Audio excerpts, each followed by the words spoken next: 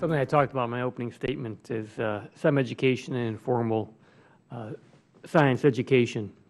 Like I said, I know a lot of my interest in science came in part from visits to great museums in Chicago, like Museum of Science and Industry, going to Brookfield Zoo. In fact, research has shown that as much as 80% of science learning occurs in informal environments like these.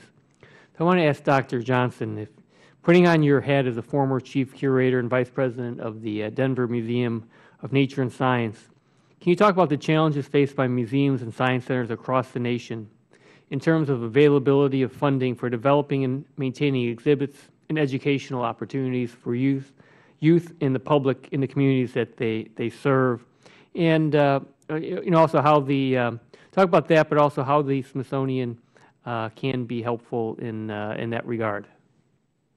Sure, it's a very interesting topic. We do know that something like 95 million people a year go to science and technology centers, and it is a very pleasant way to learn very important things. There's been a trend in the last several decades for there to be fewer and fewer scientists at science centers.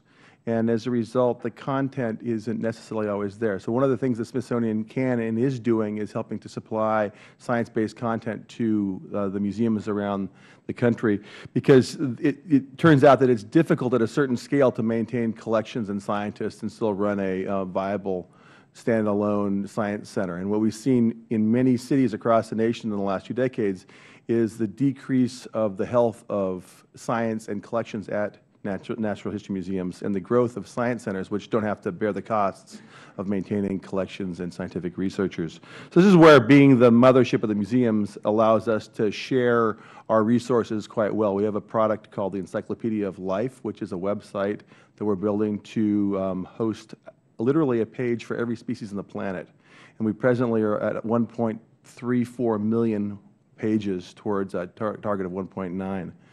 So ultimately, I think that the popularity of museums remains high. Funding is challenging, but most of the museums in the country are in local markets where the markets realize the value to the education of their youth and families.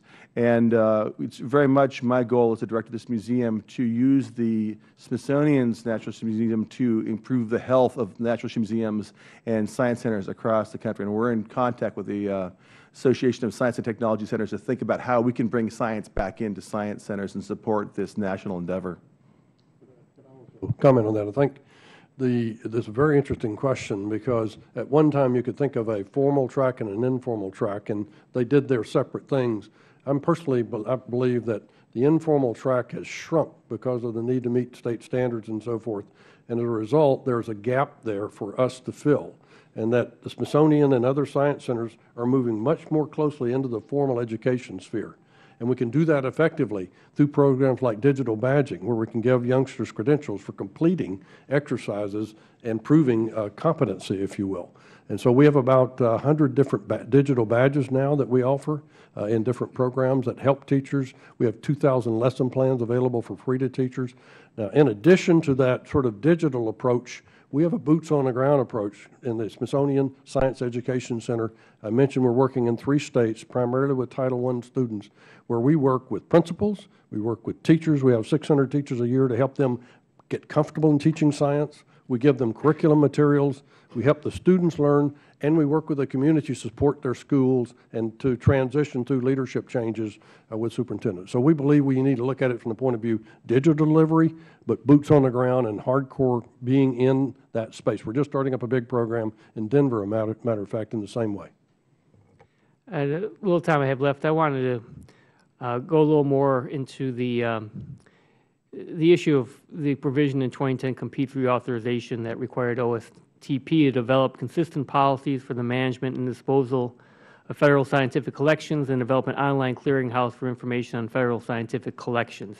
You talked a little bit about this already, but how are you working to achieve this, and what kind of collaborations do you have with federal agencies with large collections? You talked about, general question, with big data and where to store this, but can you provide further comments on how this process is coming along?